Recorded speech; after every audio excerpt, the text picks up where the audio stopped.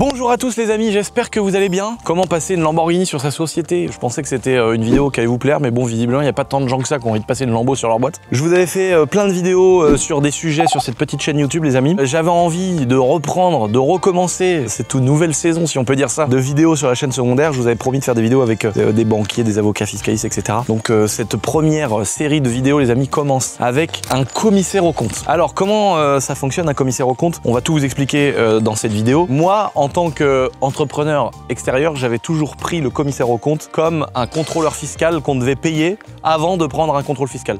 Et sachant que je suis tout le temps en contrôle fiscal, je me disais mais comment ça se fait que je dois payer quelqu'un qui fait le même travail que celui qui me contrôle alors qu'il y a quand même des contrôles fiscaux, tu vois? Pourquoi le contrôleur fiscal il prend pas le travail du commissaire aux comptes pour se dire tout est vérifié, tout est ok, on contrôle pas, tu vois? Parce que le commissaire aux comptes a un devoir de entre guillemets vérifier et dire s'il y a vraiment une fraude ou pas. Donc je l'avais pris comme ça, vous allez voir que c'est quand même bien différent et j'apprends aussi beaucoup de choses dans cette vidéo. C'est hyper intéressant de comprendre et de connaître ce métier qui est très passionnant. Je vous laisse les amis avec le salon du chaton de YouTube. On va recevoir monsieur le commissaire qui est très sympa, qui travaille avec nous depuis plusieurs années et qui s'occupe de mes entreprises et c'était l'occasion qu'il défende un petit peu sa profession. Donc on va l'accueillir tout de suite les amis et j'espère que vous avez passé une bonne vidéo. Juste avant, n'oubliez pas les amis de vous abonner, c'est hyper important, on est bientôt 500 000 et mettez des commentaires parce que si vous avez des questions auxquelles j'ai pas répondu ou des questions en rapport avec la vidéo, je serai content la prochaine vidéo d'y répondre et peut-être même avec le commissaire aux comptes.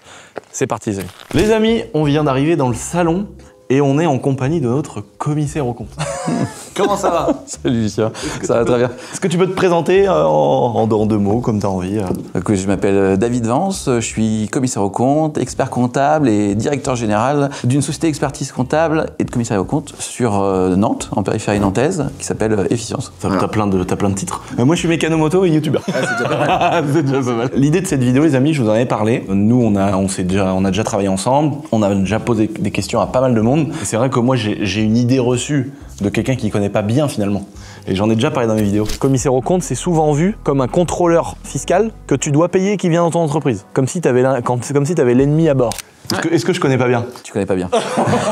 Parce que là, on a vraiment... Là, moi, pour une fois, c'est très rare que ça arrive. Je suis le juge et là, vous avez l'accusé. Pourtant, c'est moi le commissaire. Oui, c'est vrai, c'est vrai.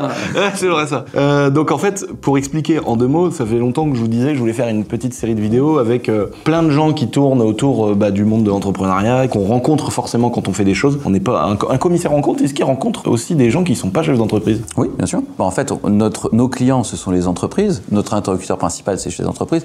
Mais au sein de l'entreprise, on doit voir tout le monde. Et moi, c'est ça que j'adore. Ah oui. C'est aller discuter avec le dirigeant, la direction financière, mais aller discuter avec le responsable des stocks pour voir comment est-ce que les stocks sont gérés, avec la partie commerciale pour comprendre le chiffre d'affaires, etc. C'est ça qui est intéressant. Alors je vais revenir les amis sur mes idées reçues à moi parce que on a vraiment joué le jeu et on s'est pas parlé avant, on n'a pas préparé la vidéo, etc. Justement pour que vous ayez l'idée reçue d'un gars comme moi. Je t'explique vite fait et puis j'explique aux gens. Quand on a une entreprise, à un moment donné, quand on fait un petit peu de chiffre d'affaires, il y a des contraintes qui arrivent. Pour moi, la première contrainte, c'est prendre un contrôle fiscal. Donc là, on se dit, ces gens-là, ils vont venir vérifier et au cas où il y a un problème, si le gars, entre guillemets, il aime pas trop notre tête, on va avoir une amende. S'il a l'impression qu'on est honnête, ils vont dire qu'on n'a pas fait exprès. Donc moi je l'ai pris comme ça. Et donc je me suis dit bon on a des contrôles fiscaux. Voilà, nous on a la chance dans ma petite société d'avoir évolué assez vite. Et donc évidemment ça a créé des voyants, j'imagine, chez les contrôleurs qui disent tiens là faut les contrôler, il y a du chiffre d'affaires, etc. Et puis à un moment donné, c'était Géraldine qui m'avait dit Lucien, maintenant on a dépassé un certain seuil de chiffre d'affaires, on est obligé de faire intervenir des commissaires aux comptes. Et oui. Comme notre ami. Comment j'ai vu le truc de l'intérieur, je me disais, un commissaire aux comptes, c'est quelqu'un qui va venir vérifier les stocks, la véracité de notre tenue et de notre gestion de comptabilité, peut-être un peu l'environnement fiscal de la boîte, comment c'est fait, le stock, est-ce qu'il n'y a pas une différence entre le stock, ce qu'on a vendu, est-ce qu'il n'y a pas à la poissonnerie du poisson qui a été acheté et comme par hasard t'en as donné plein à des amis, voilà, et alors qu'en fait t'as retiré l'espèce de la caisse, etc. Enfin moi dans ma tête je vois ça comme quelqu'un qui vient vérifier que t'as pas fraudé, que t'as pas fait n'importe quoi, et qui, je sais pas si c'est vraiment la bonne info que j'avais eue à l'époque, et qui si le commissaire aux comptes s'aperçoit qu'il y a un problème, il doit dénoncer l'entreprise. Et ça dans ma tête je me disais quoi? Ça veut dire on a en interne des gens qu'on paye qui vont devoir nous dénoncer si on a fait une erreur. Et donc dans ma tête, je me disais mais c'est pas possible, ça veut dire que non seulement il y a des contrôles fiscaux, donc ça nous prend énormément de temps d'être contrôlés, d'aller soit à l'URSSAF, d'aller aux finances publiques, de donner des comptes rendus, de faire des rendez-vous, de donner des documents. Et je me disais en plus de ça que j'ai moi tous les ans, je me dis en plus de ça les commissaires aux comptes, faut que je paye leur temps, faut qu'ils viennent et si j'ai fait une connerie, ils vont me balancer. Voilà mon idée reçue. Maintenant j'ai mis ça là, toi de te défendre. Petit fact-checking. Alors, oui, tu as raison sur un point, on intervient sur les entreprises qui dépassent certains seuils. Je reviens sur ce point-là, tu en as parlé. Ouais. Il y a 3 seuils qui sont pris en compte, le chiffre d'affaires, les salariés et le total du bilan. Si sur ces 3 seuils-là, il y en a 2 qui dépassent ce qui est écrit dans la loi, alors tu es obligé d'avoir un commissaire aux comptes. Alors le total du bilan, ça je savais pas. Le total du bilan, c'est le total de tous tes actifs ou de tout ton passif, c'est le même montant. Et 2 sur ces 3 seuils. La situation de base, c'est 10 millions de chiffre d'affaires, 5 millions de total bilan ou 50 salariés. Ah, 5 millions de total bilan, donc Oui. de résultats. D'actifs, ok, Le bilan, d'accord. c'est l'actif ou le passif. D'accord. Donc c'est tout ce que tu détiens, Oui, d'accord, ta ok. trésorerie, etc. Ce que tu vois sur ton actif passif en fin d'année. S'il y a 2 des 3 seuils qui sont dépassés, tu es obligé d'avoir un commissaire aux comptes, c'est dans le code de commerce. Après, je viens pas dans le détail, mais il y a certaines sociétés qui ont des seuils qui sont un petit peu différents, où tu dois avoir un commissaire aux comptes sur des seuils qui sont un peu plus bas. Après, tu peux très bien te dire, là j'en parle pour tous mes confrères, je suis pas obligé, mais j'ai envie d'avoir un David, commissaire aux comptes, qui vient régulièrement voir ma société. Bien sûr. Ça se présente rarement, mais en fait, ça peut se produire dans certains cas. Ouais. Par exemple, si tu as une société, tu n'es pas obligé d'avoir un commissaire aux comptes, mais tu as envie de la vendre. Tu veux faire rentrer un nouvel associé. oui, voilà. Dans ce cas-là, tu te dis, avoir un commissaire aux comptes, ça rajoute de la certitude, un petit peu d'assurance dans mes comptes. Donc, je fais intervenir un commissaire aux comptes qui va rendre un rapport pour dire que les comptes sont justes. Un parallèle avec les voitures, c'est un contrôle technique. En fait, dans les voitures, tu es obligé d'avoir un contrôle technique régulièrement. Tu peux très bien décider de faire ton contrôle technique plus tôt. Ouais, c'est ça. Parce que tu as envie de vendre ta voiture, donc tu fais ton contrôle technique plus tôt. Pour avoir une certitude sur les comptes. En tout cas, pour que les autres aient une certitude sur tes comptes. Et après, on a soit une petite étiquette verte, jaune, rouge. C'est une note? On a une note? Non, il n'y a pas de note. Et moi, j'arrive avec mes idées reçues. Non. Moi, je sais que Géraldine, à chaque fois, elle arrive et me dit bon, Lucien, ça s'est bien passé. Je me dis en même temps, évidemment. Heureusement. Oui, ça se passe bien pour toi parce que tu as la chance d'avoir Géraldine. Ouais. Tu as la chance d'avoir un expert comptable aussi. Ouais. Mais il y a des sociétés qui n'ont pas de Géraldine ou pas de cabinet Philippe, d'expertise comptable de derrière. Roland, Et au contraire, sur les grosses entreprises, ils n'ont pas du tout de cabinet d'expertise comptable. Ils ont un interne, un service comptable. Et dans ce cas-là, la réglementation veut que on fasse intervenir un commissaire aux comptes pour pouvoir confirmer que les comptes sont quand même bons, même s'ils sont faits en interne. Oui, parce que nous, d'une certaine manière, on a la partie compta fiscalité ici, Ouais. mais on a quand même le cabinet. Bamex, pour pas le Bamex, citer, ouais. qui, entre guillemets, il y a quand même un petit peu de leur responsabilité aussi dans le fait de travailler avec nous. Donc. Bamex, c'est ton expert comptable. Il t'accompagne au quotidien sur la gestion de ta boîte. Il peut discuter avec toi de ta marge, de ta stratégie, de faire des conseils sur la gestion de ton groupe, etc. Là, je reviens sur un autre point. T'as pas encore abordé la question, mais je me permets. C'est la différence entre un expert comptable et un commissaire aux comptes. Parce que tu peux me dire, moi, j'ai un expert comptable, il me fait une attestation sur mes comptes, il me dit que c'est bon. Pourquoi je suis obligé de prendre un commissaire aux comptes en plus? Ouais. Le commissaire aux comptes, de toute façon, je suis désolé, mais c'est une contrainte légale. T'as compris? Quand tu dépasses certains On a seuils, une boîte d'assurance. Donc on connaît. tu es obligé d'avoir un commissaire aux comptes. Après, le commissaire aux comptes, quand il sait qu'il y a un expert comptable dans la place, il peut alléger ses travaux en s'appuyant sur les travaux de l'expert comptable. Et dans ce cas-là, il va alléger ses travaux. Donc pour toi, ça veut dire moins de temps passé sur la mission et donc moins d'honoraires, on en parlera peut-être après.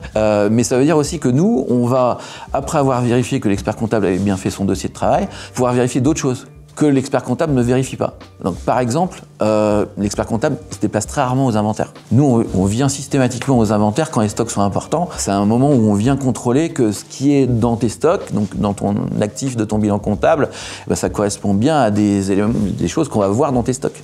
On va pouvoir aussi tester tout ce qui est des procédures de contrôle interne. Donc comment est-ce qu'on aboutit à la fin à la production de tes comptes? Il y a un point qui est intéressant dans ton activité, c'est que tu arrives à faire des ventes sur différents supports. Tu vas vendre sur ton site internet, tu veux faire des ventes en direct, etc. Tu vas faire des ventes au sein des sociétés de ton groupe, ça t'en parle dans quelques vidéos sur le fait que tu fais bien des refacturations auprès de toutes tes sociétés. Nous, on va pouvoir vérifier que le chiffre d'affaires qui découle de toutes ces ventes-là, il est correctement enregistré. Et que le chiffre d'affaires, tu n'en oublies pas, ou alors tu n'en rajoutes pas au profit de la société que tu voudrais mettre en avant. Tu vois. Donc ça, on le contrôle, et c'est un contrôle que l'expert comptable peut faire, mais que nous, on fait systématiquement. On va s'intéresser aussi peut-être un petit peu plus à des risques. Quand on va regarder tes procédures, on va se dire, tiens, où est-ce qu'il y a une faille dans ta gestion. On a parlé des ventes, il y a peut-être des ventes que tu fais par un canal qui n'est pas suivi dans ta comptabilité, ça on va essayer de l'identifier. Il y a peut-être des factures fournisseurs que tu reçois, mais que tu reçois sur une boîte mail que vous ne consultez pas. Et finalement, cet achat-là, tu ne le mets pas dans tes comptes. Donc nous, on va regarder ces procédures-là. On va se dire comment est-ce que la société fait pour produire son bilan en fin d'année. C'est hyper intéressant en fait de connaître. Merci. Non mais moi je savais. Hein. Attention, il faut savoir que on l'avait dit pour rigoler, plus pour rigoler qu'autre chose. Mais c'est que on est tellement dans nos trucs à faire, à travailler, qu'à chaque fois que j'ai vu des commissaires aux comptes, je les voyais ici. C'est vrai que je les voyais dans l'inventaire en train de sortir des t-shirts et tout. Et puis après, je voyais une facture quand même un peu salée qui arrivait. Et d'un autre côté, je me disais. Comment ça se fait que ces gens-là, ils sont obligés de me balancer s'il y a un truc. Moi, je suis honnête. Pourquoi ils doivent me balancer? Alors, tu reviens sur un autre sujet. T'as raison. La mission de base, on en a parlé, c'est la certification des comptes. À la fin de l'année, il faut que je dise si les comptes, ils sont fidèles et sincères et qui correspondent bien à ton activité et à ton patrimoine. Ça, c'est la mission de base. Après, il y a deux missions où le commissaire aux comptes, il a un rôle un petit peu exceptionnel. La première, il faut qu'on en parle. Heureusement, c'est pas ton cas. C'est toutes les entreprises en difficulté. Quand une entreprise est en cessation de paiement et qu'on l'identifie, on doit lancer ce qu'on appelle une procédure d'alerte. Qu'on va déclencher une procédure pour prévenir le dirigeant qu'on a identifié que sa société elle est en cessation de paiement. Ça veut dire qu'elle ne va pas pouvoir payer ses échéances sur les 12 prochains mois. C'est-à-dire que la trésor, elle ne couvre pas les factures qui arrivent ou celles qui sont déjà là. Exactement. Les salariés, les banques, les fournisseurs et tout son environnement, ils vont pas pouvoir être payés. Donc là, il y a une procédure qui se déclenche et nous, on envoie un premier courrier aux dirigeants en lui disant « Attention, il y a une phase de procédure d'alerte qui est enclenchée. Pour nous, vous êtes dans la phase 1. Vous avez un certain délai pour nous répondre. Si on n'obtient pas de réponse ou si cette réponse, on ne la juge pas satisfaisante, on envoie un deuxième courrier qui doit être lu au conseil d'administration et on envoie en parallèle un courrier au tribunal pour dire « Attention, là, il y a une entreprise qui est en difficulté. » Et là, on a un peu un rôle de service public, en fait. Ouais. On est là pour prévenir le dirigeant, mais aussi tout l'environnement de l'entreprise sur les difficultés qui vont être la sienne. Et on a aussi un rôle un peu de prévention vis-à-vis des salariés. Oui, c'est-à-dire que notre courrier, il est aussi transmis au CSE. Quand tu es dans une entreprise qui a des difficultés et que tu ne le sais pas, tu peux quand même te dire que tu aurais dû être prévenu avant. Donc le commissaire aux comptes, il a ce premier rôle un peu exceptionnel, c'est la procédure d'alerte et le fait d'informer en fait tous les tiers sur la difficulté de l'entreprise. Ça, c'est le rôle huissier, quoi. Alors le point commun entre un huissier et un commissaire aux comptes, c'est qu'on est rattaché au ministère de la Justice. À l'inverse de l'expert comptable. Nous, on est totalement indépendant de la société. C'est la première fois qu'on se rencontre. Je te connais pas, je suis pas de ta famille. Hein, j'ai pas le droit. Ah oui, c'est vrai. Oui, tu peux pas attaquer. J'ai pas le droit. Je dois être totalement indépendant. Tu sais que j'ai pas participé à ton concours. Je me suis dit, imagine, tu gagnes. Moi, mes potes, je leur dis les gars, parce qu'au-delà de l'aspect légal, mes amis, je dis à mes potes proches, je leur dis les gars, mais s'il y en a un qui participe et que tu gagnes, gros.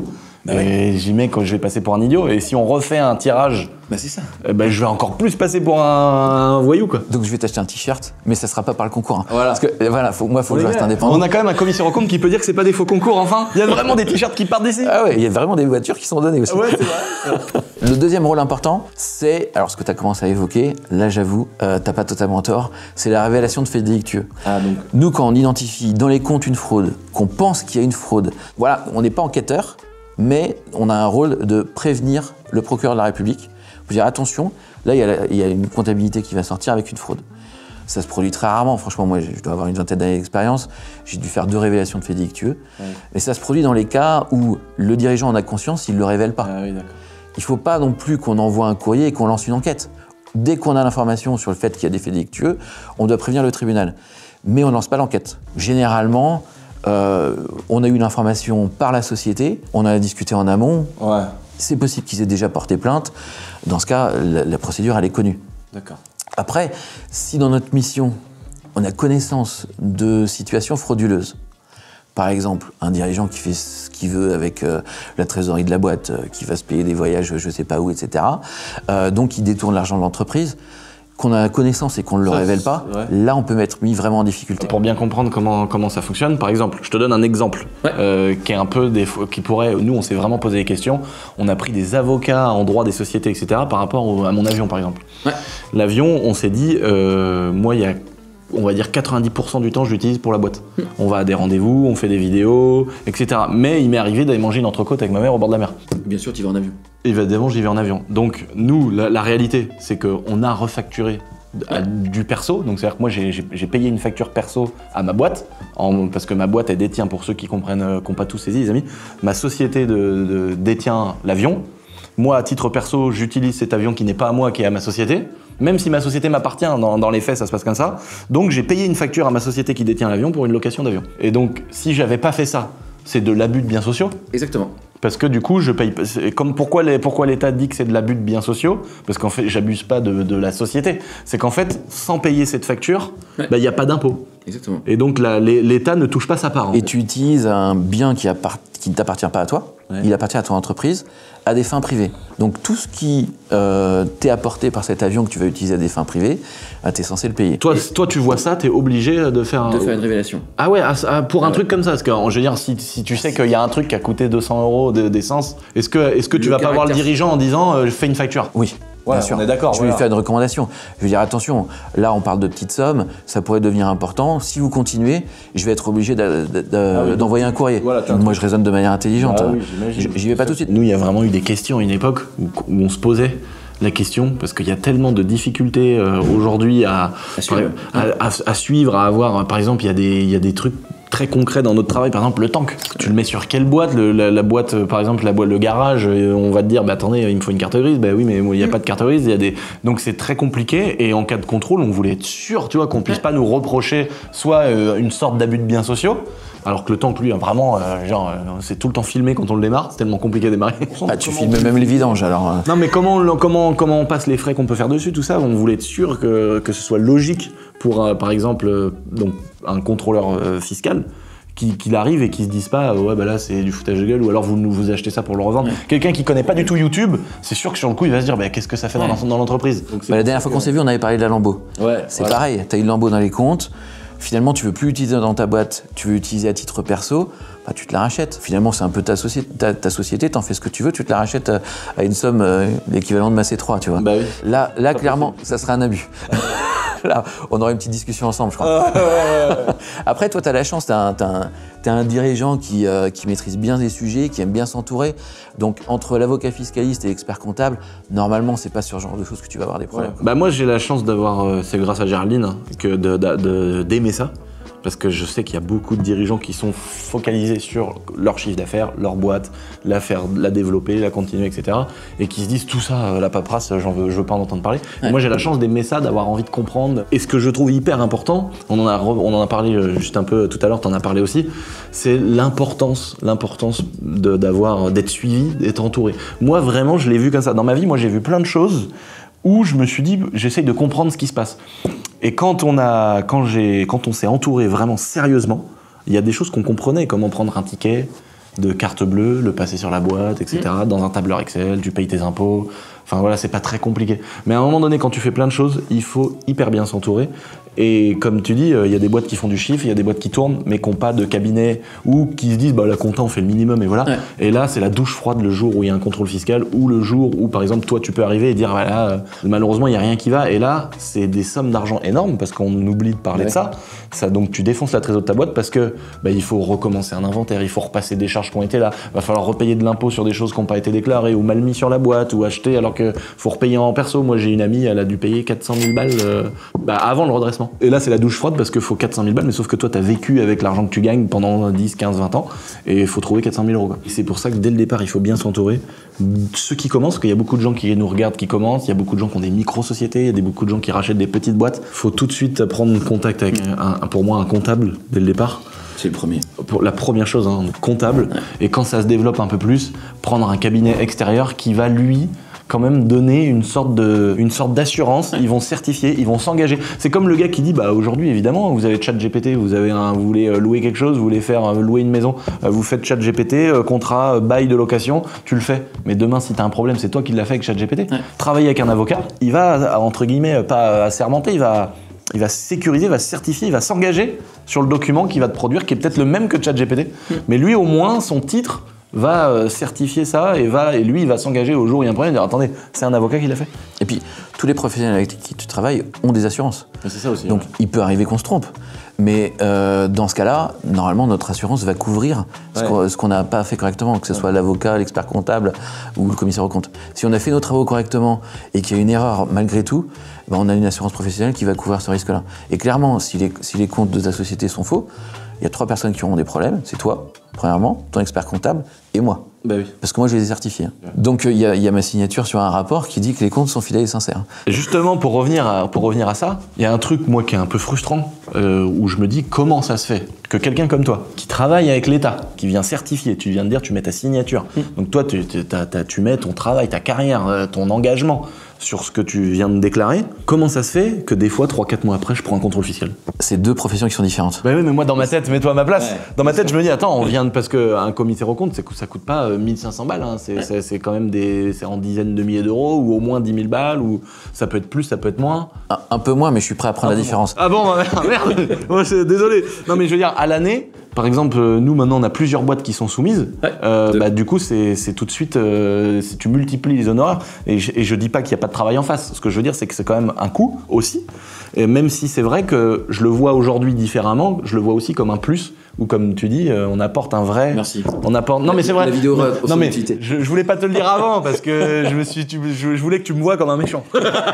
Mais c'est vrai que aujourd'hui j'ai quand même le sentiment d'apporter un truc en disant attendez, il y a quand même un cabinet qui vient certifier que ce qu'on fait c'est pas n'importe quoi. Mais d'un autre côté, je me dis le contrôleur fiscal quand il est dans son bureau, il voit bien qu'il y a un commissaire aux comptes qui a dit c'est propre. Pourquoi ils vont rebosser 1 an sur mon dossier? Il va voir qu'il y a un commissaire aux comptes, il sait qu'il y a un expert comptable, il sait que tu es accompagné aussi par des avocats fiscalistes, mais le contrôleur fiscal, il est indépendant. Lui, il est vraiment fonctionnaire de l'État et il vient pour regarder uniquement les aspects fiscaux.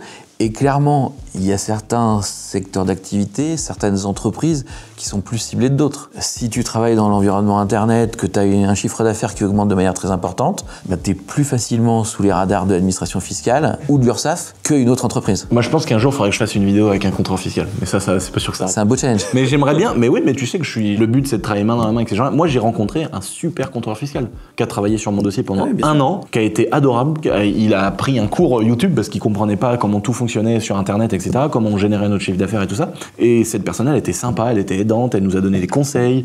Et c'était agréable de bosser avec ces gens-là, même si on était contrôlés. Et à la fin, j'ai rien eu parce qu'il a vu que il a vu que c'était tout carré, tout net. Et j'ai pris une douche froide l'année d'après parce qu'on m'a reproché de travailler pendant le Covid. Et à la fin, donc j'ai attaqué la hiérarchie, tout c'est parti loin. J'ai fini par gagner. Mais à la fin, on m'a dit « Ah, bah votre banque, elle a mis trop de temps à envoyer le document. » Donc j'ai pris 15 000 ou 20 000 euros d'amende comme ça. Donc j'allais pas attaquer ma banque qui me paye le château et tous les autres biens, quoi. Mais dans ma tête, je me dis que le contrôleur, quand même, il voit bien qu'on paye des montants astronomiques en impôts, en TVA, etc. Pourquoi chercher même 10 000 balles? Il n'y a aucun intérêt, quoi. Tu vois, je me dis, toi, t'es venu, t'as montré qu'on n'a pas bidouillé de l'argent, qu'on n'a pas des espèces de... Je sais pas, tu l'aurais vu, par exemple, s'il y avait des t-shirts, je sais pas, on dit qu'on achète 1000 t-shirts, et tu vois qu'on arrive à en justifier à en vendre 200. Tu vas te dire, ils sont où les 800, quoi? Ça, je le vois. Et tiens, d'ailleurs, je me pose une question. Ma mère, elle donne beaucoup de t-shirts. Comment est-ce que tu l'as vu, ça? Ma mère, elle donne beaucoup à des associations, par exemple, la compétition de pétanque, les gars qui font du jet ski, des militaires. Ça, on le voit quand on analyse tes stocks. On sait combien tu en as acheté, on sait combien tu en as vendu. Donc, dans le bouclage, on peut identifier les t-shirts qui ont été donnés. Ah, oui, si ça reste des quantités qui sont raisonnables, il n'y a pas de problème. Ouais. Et on a le droit de donner des t-shirts. Hein. Ouais. C'est des montants qui sont assez faibles. On a forcément dans les stocks aussi des variations de stock liées à certaines pertes. Les concours, par exemple, nous, ça nous arrive pour les concours, maintenant que ça a pris un peu d'ampleur, de plus se dire on achète à 10 unités pièces. Maintenant, on se dit bah là, on prend 500 en triple XL, comme ça, on est sûr qu'il n'y a pas de personne qui va nous dire putain les gars, il y a tout ce qu'il faut, il n'y a plus de triple XL. Donc des fois, on se retrouve avec soit du XS, avec peut-être 1000 pièces. Et donc ça, c'est pareil, ça tu le vois. Ouais. Après, il faudra qu'on en parle au moment de ton bilan. Les 500 t-shirts triple XS pour tes 30 ans, est-ce qu'ils auront toujours la même valeur l'année prochaine? Ah non, plus. Bah non, voilà. Quand le concours il est passé, il n'a plus de valeur. Donc ça, c'est un bon exemple. Si ça n'a plus la même valeur, je ne veux pas le voir à ton actif à sa valeur initiale. Donc tu fais comment? Ça a perdu de la valeur. Ah, donc je vais le déprécier. Ah, oui, c'est-à-dire que je vais diminuer la valeur de cet actif. C'est le cas de tout un tas de produits qui sont en stock. Il y a des produits qui tournent beaucoup, des produits informatiques. On sait que la première campagne, elle a un certain prix, on va la vendre avec une marge. Si l'année d'après, ça n'a plus la même valeur, je suis censé le déprécier. Parce que je sais que je vais perdre de l'argent quand je vais le vendre. Même avant de le mettre en rebut. Si c'est toujours dans les stocks, je vais le déprécier. Ah oui, par exemple, nous, il y a des t-shirts, par exemple, une collection qu'on arrête. Ça, on va souvent faire des promos, des choses comme ça, ou les mettre moins cher à des événements ou des boutiques pour les gens qui veulent juste un t-shirt boiserie. Par contre, après un concours, Là, on peut plus du tout le vendre, donc c'est vraiment genre, c'est perdu quoi. Donc après, nous, on a des solutions, hein. On les envoie partout dans le monde, on fait des colis, etc. Mais c'est exactement pareil. C'est comme, t'as un client qui te doit de l'argent, t'as un doute sur le fait qu'il te paye, eh ben on va considérer que la créance client qui est dans ton actif, bah, elle n'a pas la valeur qu'on avait initialement. Parce qu'on pense qu'on ne va pas être payé. Et on a des fois des preuves. On sait que le client, il est en difficulté financière, il est en redressement, on est en litige ou autre. Donc dans ce cas-là, on va mettre une dépréciation sur ton actif. Je pense qu'il y a pas mal de gens qui ne connaissent pas. Et ceux qui connaissent, des fois, on est vraiment limité à se dire c'est quelqu'un qui vient contrôler, quoi. Ce qui se passe aussi, c'est que les gens considèrent que la comptabilité, c'est quelque chose d'hyper figé. C'est carré, on a des règles, on a un commissaire aux comptes, des règles comptables, etc. En fait, non, il y a beaucoup de choses qui découlent de ce qu'on appelle le jugement professionnel. Ça va être l'appréciation du dirigeant sur, bah justement, qu'est-ce que vaut une campagne de t-shirt 30 ans qui, l'année prochaine, sera plus d'actualité parce que malheureusement, tu auras vieilli. Ouais, j'aurai 31 ans, malheureusement. Et là, toi, tu vas te dire, bah, finalement, il y a un risque. Je vais déprécier cet actif-là et je vais considérer que ça vaut peut-être 50%, 30% de sa valeur initiale. Donc ça, c'est un jugement qui fait que tes comptes vont être modifiés. Et moi, je dois arriver en tant qu'indépendant, c'est là où on revient à la notion d'indépendante, et c'est important qu'il n'y ait pas de connivence entre nous, où je vais dire, ok, l'aide d'appréciation, elle est justifiée. Ou alors, bah, non, il faudra en mettre un petit peu plus. Et je vais analyser avec toi l'écart. Je vais dire, voilà, il y a un enjeu de, je sais pas, 100 000 €. Ta position et la mienne, elles diffèrent de ce montant-là. Est-ce qu'il y a moyen de trouver quelque chose qui est plus cohérent par rapport à mon approche ou est-ce que je me trompe? Et là, on va discuter ensemble sur qu'est-ce qui t'a permis d'aboutir à ce jugement-là. Pour avoir la décision qui sera le mieux compris en cas de contrôle véritable. Exactement. Et c'est un point qu'on peut expliquer à la caméra, c'est que les comptes ne sont pas justes, ils ne sont pas exacts. Alors, je risque de me prendre les foudres de tous les experts comptables. Mais on a forcément cette notion de jugement dans les comptes, d'appréciation. Parce que sur plein de sujets, tu vas te dire, ben là, il y a un risque, je ne sais pas comment évaluer, il est entre 30 et 50%, et on trouve la solution qui nous paraît la plus plausible, en fait. C'est ça. Tu vois? Et donc, les comptes, ils sont finaux et sincères. C'est-à-dire qu'on a l'objectif d'avoir des comptes qui sont vraisemblables par rapport à ton activité. Ce qu'il faut comprendre pour ceux qui regardent la vidéo, pour que les gens ne pensent pas que ton métier, c'est simplement, comme je l'ai résumé, de manière peut-être injuste. En fait, ton travail, il va aussi être beaucoup de parler, d'expliquer, de dire, comme tu disais à l'instant, de trouver la solution la mieux pour la boîte, aussi en cas de contrôle, etc. Et qu'il y a toute une étape où tu vas proposer, expliquer comment faire, comment rectifier, comment trouver une solution avec le cabinet d'expertise comptable ou avec les gens avec qui tu travailles, avant d'aller, faut bien le redire, c'est pour ça que je mets un petit point là-dessus quand même, avant de devoir dresser un truc où tu vas être sur ton papier en secret à le balancer. Voilà. Ça arrive, tu imagines en 20 ans de carrière, les amis, c'est arrivé 2 fois, et j'imagine que les 2 fois, ça devait être des cas où c'était clair et net que le gars, il a pris un jet privé avec la boîte, quoi. C'était un bateau. Ah, c'était un bateau, d'accord.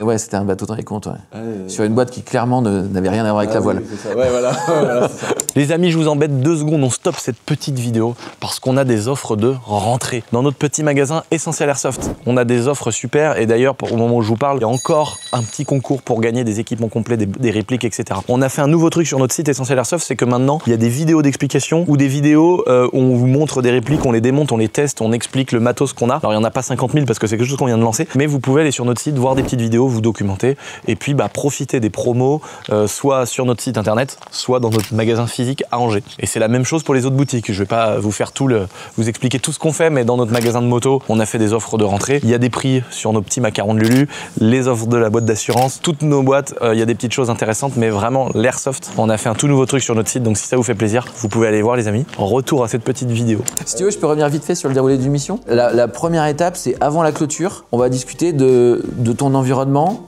informatique, organisation. C'est de grandes visions sur toutes les procédures internes. Ça, c'est ce que tu fais quand tu interviens. Enfin, je veux dire, comme tu dis, il y a des boîtes où tu interviens différemment, ou des fois tu fais des choses un peu différentes. Ça, c'est 95% de ton taf. Oui, en amont de la clôture. Comment est-ce que je fais pour avoir ce chiffre d'affaires-là, ces investissements, ces charges, tout ça, je le regarde. Alors, une société qui commence en janvier, qui finit le 31 décembre, cette intervention, je peux la faire en octobre-novembre. Ah d'accord, donc quelques mois avant la clôture, je redescends toutes les procédures importantes. Je peux aussi redescendre quelques procédures nouvelles. Par exemple, une société qui a changé de logiciel. bah, je vais vérifier tout un tas de contrôles informatiques qui sont mis en place. Et ça va jusque-là? Bien sûr, oui. Après, je te parlerai de mon mémoire d'expertise comptable. Dans l'informatique, bah, c'est qu'est-ce qui permet à l'environnement informatique de générer le bilan comptable à la fin. Dans ton informatique, tu as des logiciels qui te permettent de gérer tes factures, de gérer tes achats, de gérer ta trésorerie. Tout ça, ça fait partie de ton environnement. Moi, je dois le connaître parce que c'est ce qui va te permettre d'avoir des comptes à la fin. Donc ça se passe on va dire, vraiment schématiquement, en octobre-novembre. En fin d'année, si c'est un 31 décembre, je participe à l'inventaire. Donc là, on intervient systématiquement à l'inventaire si on a des stocks importants. Et une fois qu'on a les comptes qui ont été produits, donc soit par l'entreprise, soit par l'expert comptable, on va revoir les comptes avec le dossier qui a été fait par l'entreprise, ou encore une fois avec l'expert comptable. Et généralement, au moment de la pré-clôture, donc mon intervention d'octobre-novembre, j'ai identifié quelques points, des sujets qui vont être importants au moment de la clôture. Donc je vois comment ça a été traité et j'en discute avec le dirigeant et l'équipe financière au moment où j'interviens. D'accord, donc par exemple là tu te rends compte à ce moment-là que je suis parti manger une entrecôte avec mon meilleur pote, avec mon avion, c'est là que tu vas me dire fais une facture. Exactement. Voilà. Et donc moi j'ai jusqu'à décembre pour faire une facture. C'est ça. Et donc à la fin de cette intervention, bah, on a des comptes qui sont finalisés. Tu fais intervenir un avocat. L'avocat qui prépare tous tes documents juridiques de fin d'année, moi je les revois. Je vérifie qu'ils sont correctement faits. Là en l'occurrence, tu as un partenaire qui t'accompagne très bien. Donc normalement il y a zéro problème. Oui, mais il y a des sociétés, encore une fois, qui font leurs documents juridiques tout seuls. Oui, d'accord. Donc moi je dois contrôler que tout est bien fait dans ces documents juridiques. Et à la fin de tout ça, je te donne mon rapport. Je dois le produire à un certain délai. 8 à 15 jours avant l'Assemblée Générale, ça dépend des sociétés. Et donc, à un moment de l'Assemblée Générale, en fin d'année, non, pas en fin d'année, mais en fin de la période de 6 mois que tu as pour faire ton Assemblée Générale, je viens et je présente les comptes. Surtout mon rapport, les points que j'ai vérifiés en particulier et les sujets qui ont eu le plus d'importance pour moi dans mon intervention. Et ma mission, elle court tout au long de cette période-là. Généralement, on est nommé pour des mandats de 6 ans. Bah, c'est durant toutes ces 6 années qu'on va se revoir. C'est pire que Netflix. Ah ouais, C'est-à-dire que si tu oublies de dire non, je veux pas reprendre ce mois-ci, tac, je suis obligé de te voir l'année prochaine. Imagine, le bilan se passe bien, aucun problème dans la clôture, etc. Et à un moment, tu as un problème, je sais pas moi, un litige, un incendie. Bah, je peux te parler d'un cas. Hein. J'ai un client qui produisait du chauffage par le sol. Clôture 31 décembre. Au mois d'août, l'entreprise flambe. Oh l'horreur. Plus d'entreprise, en l'espace de quelques heures, le bâtiment s'effondre. Oh. Et moi, j'étais commissaire aux comptes. Donc, je peux te dire que cette entreprise, je l'ai accompagnée, mais tous les mois, j'y étais. Pour vérifier comment est-ce qu'ils faisaient pour reconstruire. Si on n'était pas dans une cessation de paiement, tout à l'heure. Donc, toi, t'étais là toutes les semaines après le... Je les avais tout le temps au téléphone. Comment est-ce qu'on fait pour reconstruire la comptabilité? Ah ouais. Est-ce que vous êtes en cessation de paiement? Comment est-ce que vous êtes accompagné? Comment est-ce que l'assurance va prendre en charge? Plus aucune archive et tout, les serveurs et tout a brûlé. Tout avait cramé. Mais tu fais comment? Il avait envoyé des courriers, nous on appelle ça des circularisations, des courriers à tous ses clients, tous ses fournisseurs, les banques, pour reconstruire la comptabilité.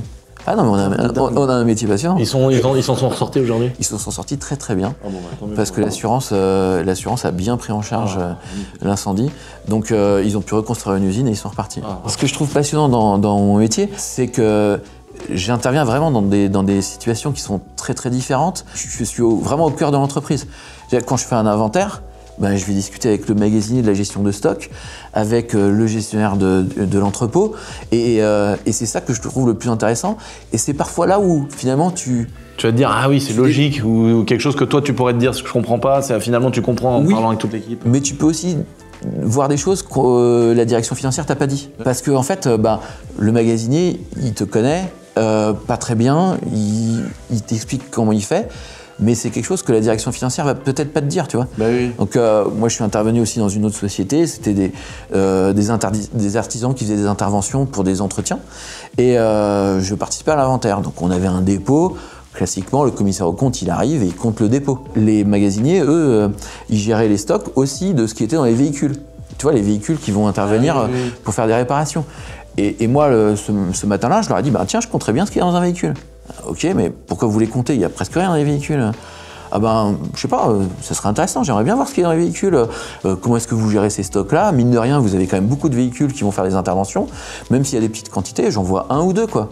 Et donc, il y a quelqu'un qui faisait des interventions, qui est resté avec son véhicule un matin à l'entrepôt. Je l'ai contrôlé, et dans son véhicule, il n'y avait pas du tout ce que j'avais sur l'inventaire. Et c'est à ce moment-là que j'ai détecté une fraude. Il déclarait à l'inventaire des choses qui avaient déjà été vendues, avec l'accord de sa direction. Donc là, j'ai fait une petite recommandation à la direction financière. Je leur ai dit, les inventaires, vous les faites bien jusqu'au bout. on a corrigé les comptes cette année-là. Et il peut y avoir plein de situations comme ça, où en fait, ce que tu disais dès le départ, c'est qu'on parle avec tout le monde. Ouais. Et c'est en parlant avec tout le monde, au contraire, qu'on arrive à voir des points. Je peux te donner plein d'exemples, hein. Je suis pas sûr que la vidéo soit assez longue, mais j'arrive le matin dans une boîte, je discute avec le directeur financier, il me dit « Vous voulez un café ?» Ouais, bien sûr, je prends un café, on va discuter. Et c'est à ce moment-là, finalement, qu'on apprend plein de choses. Parce que ce qui est dans les comptes, ça a été très bien préparé, on a un dossier qui est bien fait, donc on contrôle des choses qui ont déjà été préparées pour le commissaire aux comptes. Et à la machine à café, on discute, voilà, ça se passe bien, ouais, l'année était super, on fait des très bons résultats. Et puis je vois une affiche sur, tu sais, ce qui est placardé à côté de la machine à café, très bonne année, bravo, une prime sera versée à tous les salariés avec un montant. C'est intéressant ça, vous avez fait quand même une super année. Hein. C'est bien, vous allez verser cette prime. Oui, bien sûr, c'est prévu, c'est engagé. Je dis, mais c'est dans vos comptes. Ah bah non, on n'avait pas envie de la passer tout de suite. Ah bon, mais pourquoi? Ah oui. Ah bah non, en fait, on l'avait pas budgété, donc on la passera dans les comptes de l'année prochaine. Tiens, bah, on va en discuter. Du coup, si cette prime, elle se rattache au compte de l'exercice qui vient de se passer, bah, normalement, on le met dans les comptes du présent exercice. Tu peux la distribuer plus tard, mais il faut déjà l'impacter dans la compta avant. Exactement. Ouais, c'est ce qu'on fait des fois, nous. Et si ton commissaire aux comptes est intelligent dans sa démarche, il va vouloir apporter quelque chose en plus de ce que tous tes partenaires font. Et là, tu as la chance d'être très bien accompagné. On ne veut pas être redondant par rapport à ce qui est fait.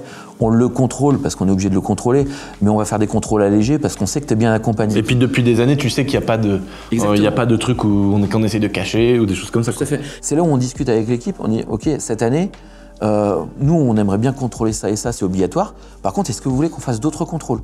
Et on va s'intéresser à des procédures qu'on a moins l'habitude de contrôler, mais qui peuvent être importants quand même pour ton bilan de fin d'année. L'année dernière, on a contrôlé le chiffre d'affaires. Cette année, je t'annonce peut-être la date d'intervention, mais en septembre, on est chez toi. Hein. Je reviens à la rentrée. On va certainement regarder la partie sociale, comment sont faites les payes. Mais si ça ne te va pas, on pourra contrôler autre chose et on fera les payes l'année prochaine. Bon, bah normalement je suis pas encore en prison. Donc...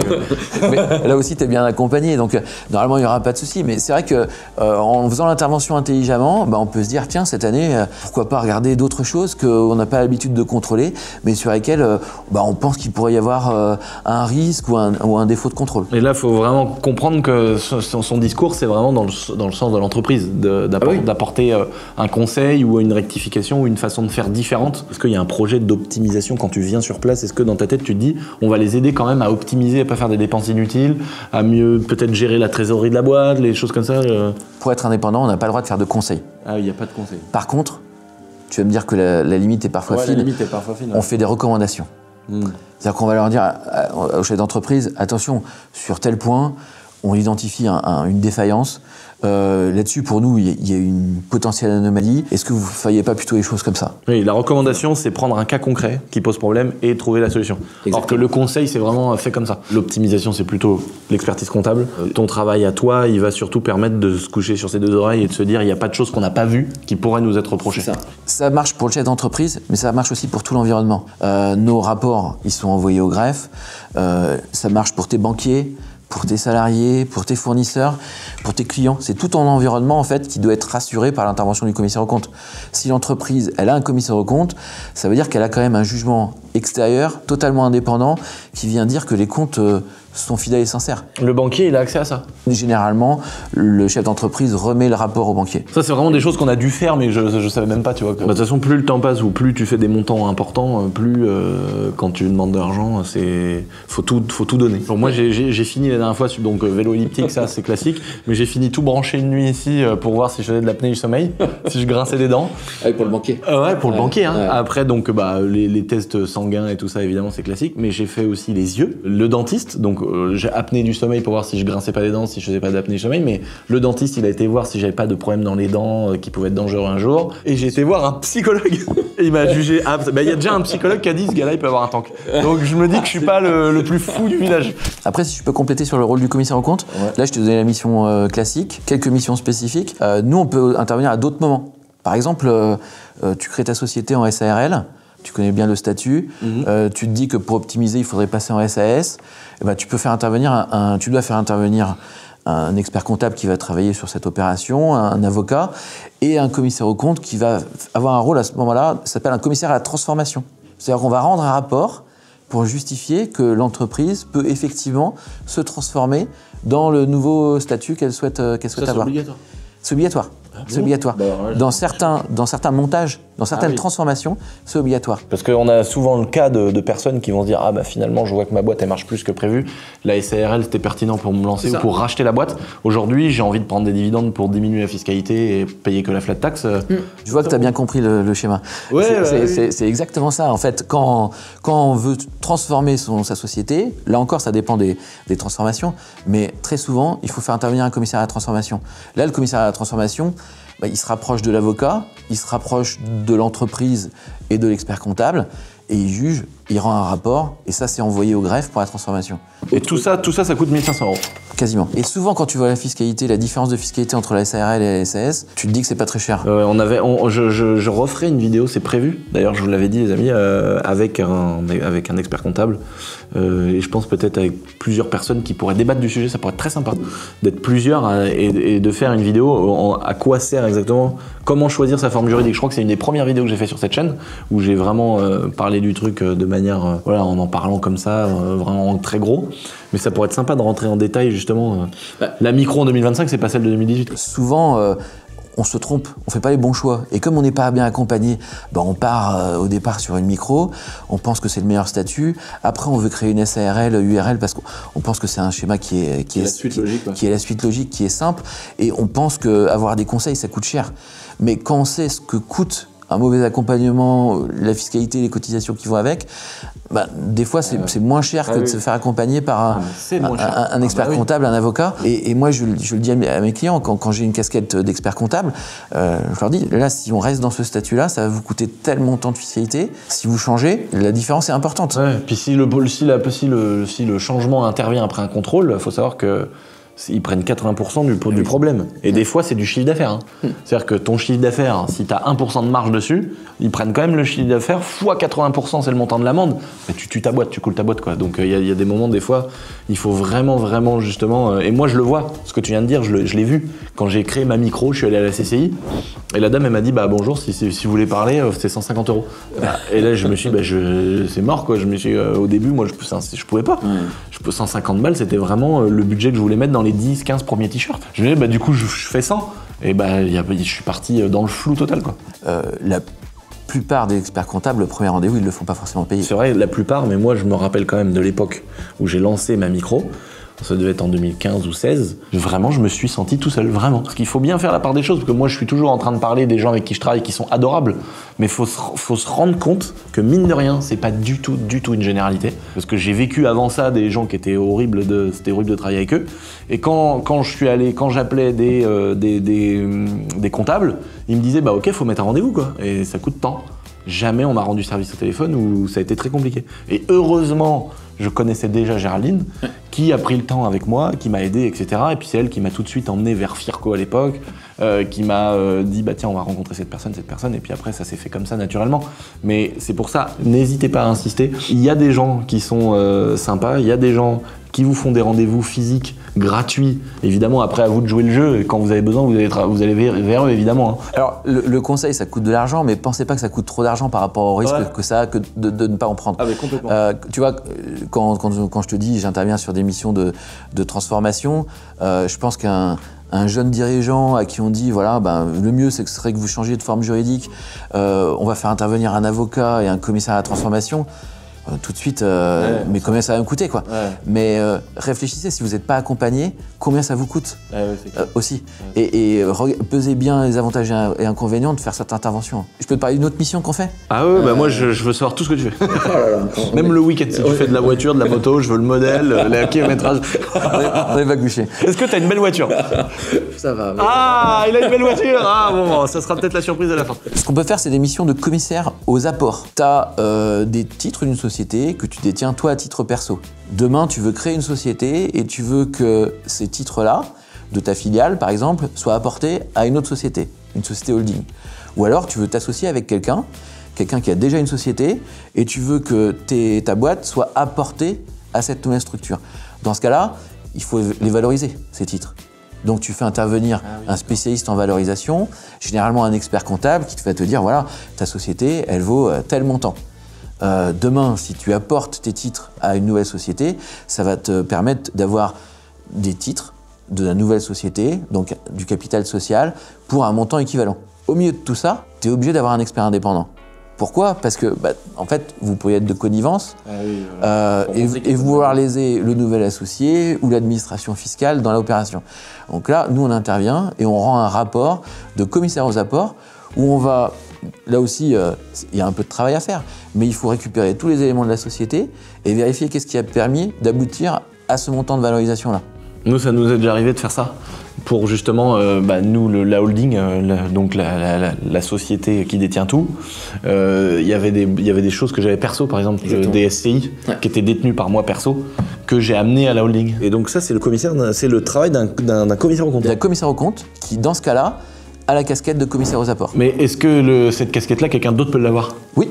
Tu peux très bien dire, David, je le vois assez, il fait la certification de mes comptes, je veux faire intervenir un autre commissaire aux apports, tu peux très bien aller voir un autre commissaire aux apports. Oui, mais est-ce que c'est forcément un commissaire aux comptes? Oui. Ah oui, ça peut pas être un avocat fiscaliste ou... D'accord. Et est-ce que tu as un pistolet vu que tu es un commissaire? Non. Ça, j'ai pas encore. J'ai pas non plus de menottes. Franchement, j'aurais aimé arriver avec des menottes, mais non. Donc tu as le gros de ton travail qui est de faire... tout ce système avec l'entreprise, l'inventaire, donner des recommandations et puis vérifier que l'environnement fiscal, comptable est bien traité. Ça, on est d'accord, c'est 90% de ton taf? Ouais. Là, je t'ai parlé des deux principales, commissaire aux apports, commissaire à la transformation, mais on a d'autres missions qui sont prévues par la loi où on peut intervenir. Et dans ce cas-là, on rend un rapport aussi qui est lu à l'Assemblée Générale et tous les associés en ont connaissance. Et en fait, on intervient encore une fois en tant qu'indépendant pour que tous les associés ne se sentent pas lésés. Il y en a combien, tu penses, en plus de tout ce que tu fais, des missions que tu peux faire? Des missions en plus, peut-être une dizaine, 10-12 missions en plus. Okay. Par exemple, j'ai une société où je suis intervenu 2 fois pour le même principe. Donc, c'est une société où ils sont plusieurs actionnaires et ils veulent faire entrer un nouvel associé. Et ce nouvel associé est obligé de prendre un emprunt pour rentrer au capital de la société, pour pouvoir payer les parts, mais les dividendes payés par la société ne lui permettent pas de payer son emprunt. Donc ils mettent en place des actions à dividendes prioritaires. Donc on va avoir une nouvelle catégorie d'actions, et on va dire que les nouvelles actions, elles perçoivent en priorité les résultats de la société. D'accord? Pourquoi? Parce qu'ils veulent faire rentrer ce nouvel associé, mais ils n'ont pas encore les fonds, quoi. Donc ces actions à dividendes prioritaires, elles sont payées d'abord par les dividendes issus de la société, et finalement les associés historiques récupèrent uniquement ce qui reste après que les dividendes sur les actions prioritaires aient été payés. Et là, donc, on crée des actions différentes, on crée une distinction entre associés, et là, on est obligé de faire intervenir un commissaire aux comptes. Ah ouais, là, ça commence à être complexe, là, mais c'est des cas de figure qui arrivent rarement, ça. Ça arrive rarement, mais je te dis, sur cette société, je l'ai déjà rencontré 2 fois, parce qu'ils ont fait rentrer coup sur coup 2 associés dans cette situation-là, ils ont voulu mettre en place ces actions-là, et ils nous ont fait intervenir les 2 fois.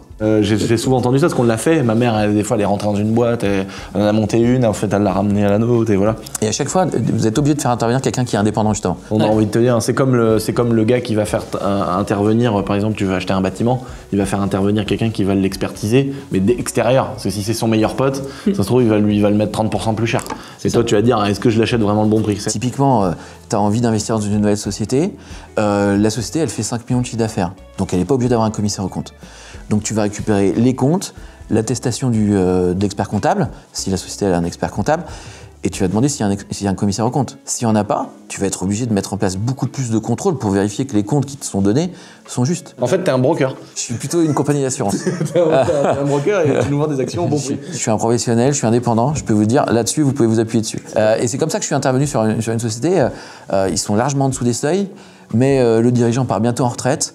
Il sait qu'il doit préparer sa sortie, donc il veut donner de l'assurance, encore une fois je reviens sur ce terme-là, mais il veut donner de l'assurance à ceux qui veulent investir, et il m'a demandé d'intervenir en tant que commissaire aux comptes alors qu'il fait moins de 10 millions de chiffre d'affaires.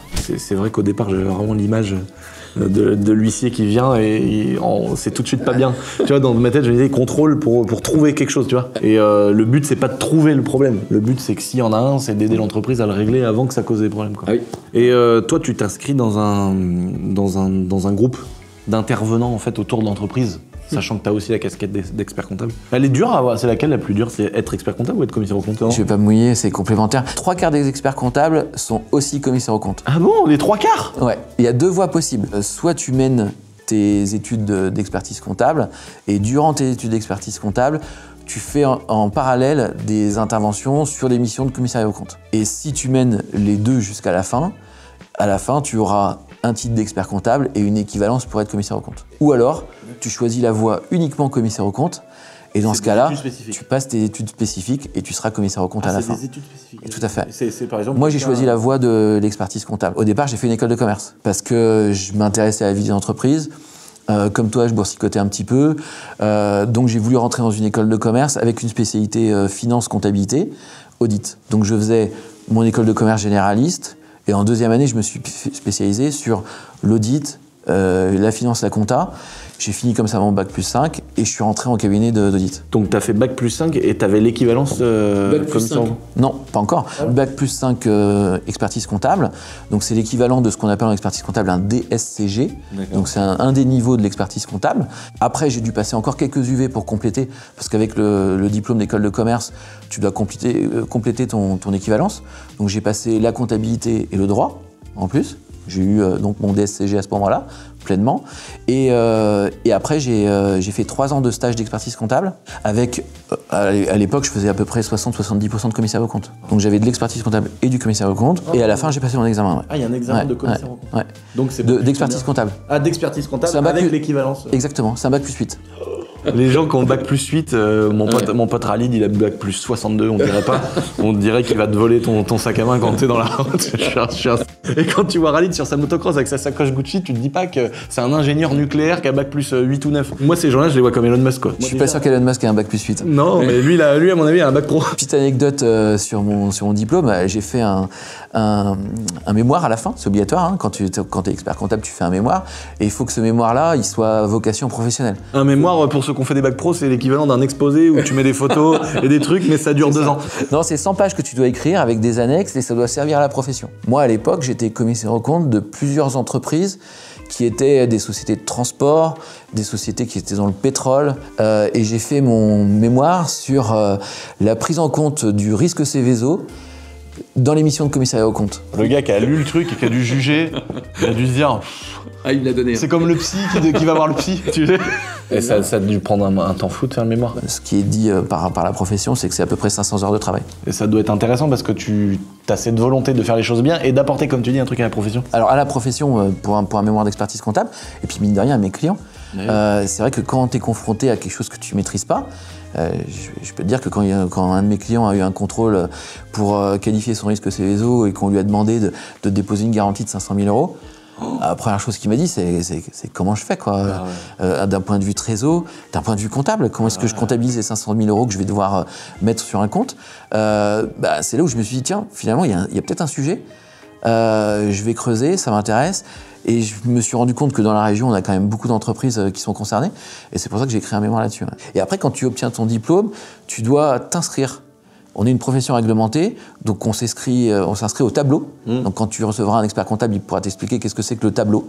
Et donc moi, je suis inscrit au tableau d'expertise comptable et je suis aussi un commissaire aux comptes qui est inscrit. J'ai une autorité de tutelle, je paye des cotisations pour la profession.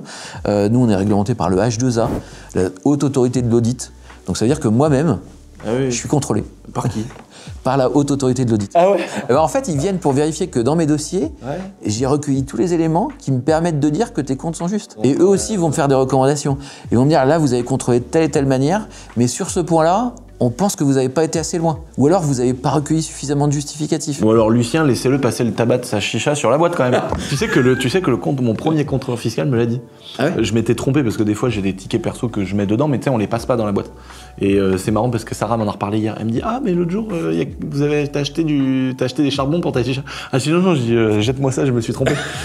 Moi, je les passe pas, mais l'expert, le contrôleur fiscal m'avait dit, bah, t'es allé dans un autre pays pour des rendez-vous, tu vas pas sortir du ticket de restaurant, tu vas pas sortir la chicha, quoi.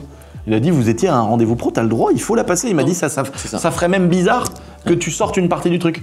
Tant que ça reste dans des objectifs professionnels et dans l'objet social de la boîte, t'as le droit de le passer dans les comptes de la société. Ça, j'aimerais un jour faire une vidéo sur justement quelle forme juridique. Dites-moi dans les commentaires si c'est vraiment quelque chose qui vous intéresse.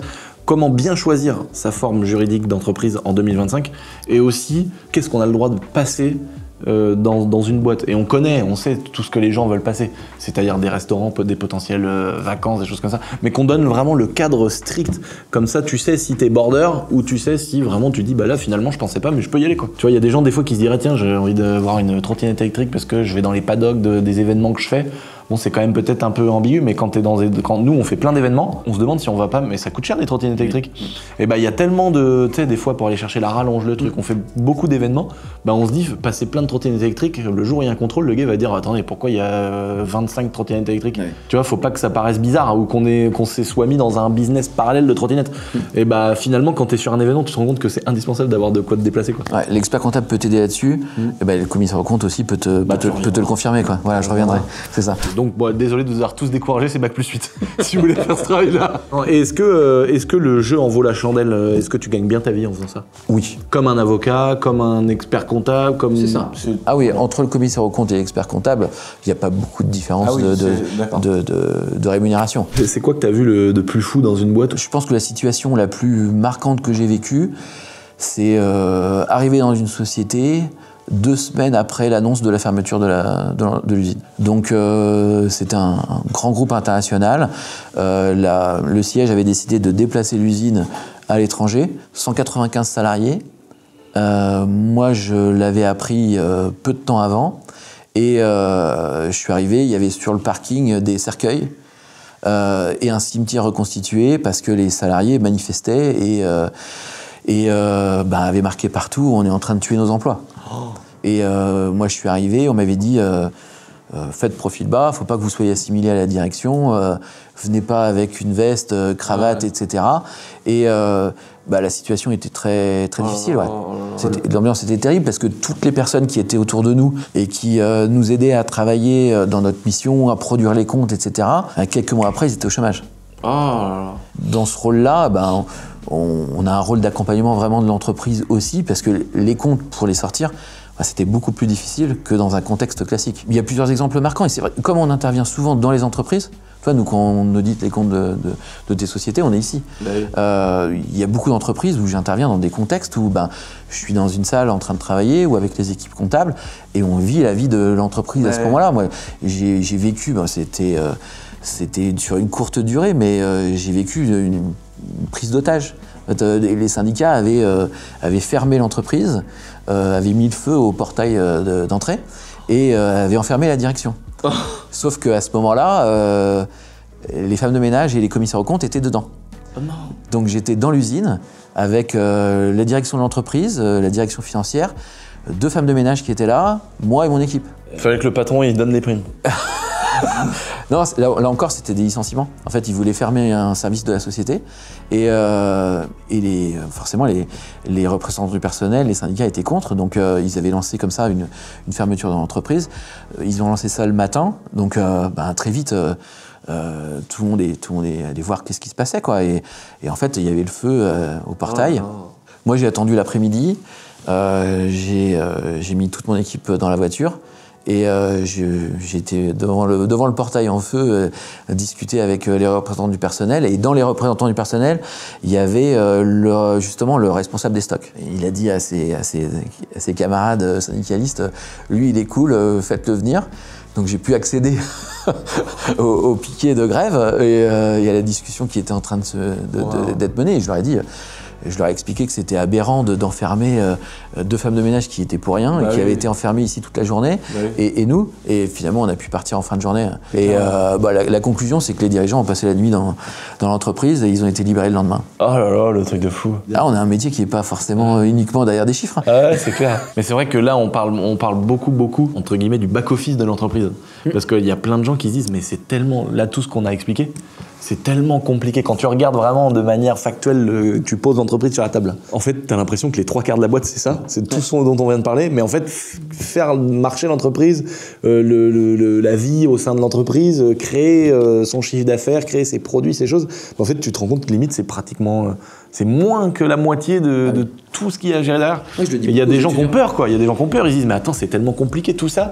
alors que c'est entre guillemets un peu le back-office de l'entreprise. Nous, notre temps, on pensait le dédier à 100% à la gestion de la boîte, au développement, à comment la faire fonctionner, comment aller voir des nouveaux partenaires, comment faire tout ça. Moi, quand je le dis, quand je vais dans des écoles, je parle un peu de mon métier dans des écoles, et quand on me dit, moi, je veux pas être commissaire aux comptes, c'est un métier qui est hyper sérieux, et il y a beaucoup de chiffres, je leur dis, oui, effectivement, si vous prenez des boutons dès que vous voyez des chiffres, il faudra pas venir. Par contre, ne pensez pas que 100% de votre métier, ça sera les chiffres. Merci d'avoir pris le temps. Merci aussi. Les amis, mettez vos questions dans les commentaires de cette vidéo.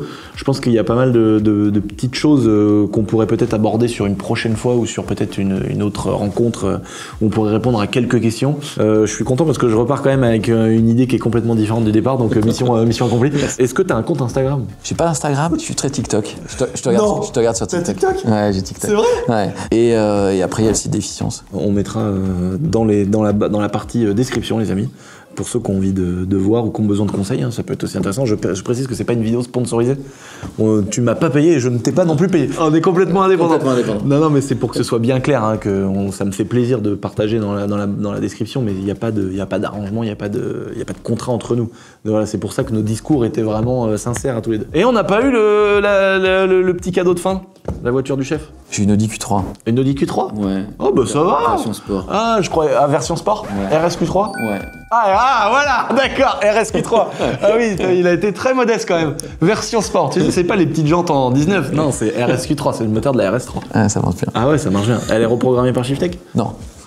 Je m'en vais de cette pièce tout de suite. Faudra que je vienne te là. Ah ouais, là tu vas passer d'un moteur qui est tout doux à un truc qui va marcher 10 fois plus. Les amis, à bientôt. N'oubliez pas de vous abonner, merci d'avoir regardé cette vidéo.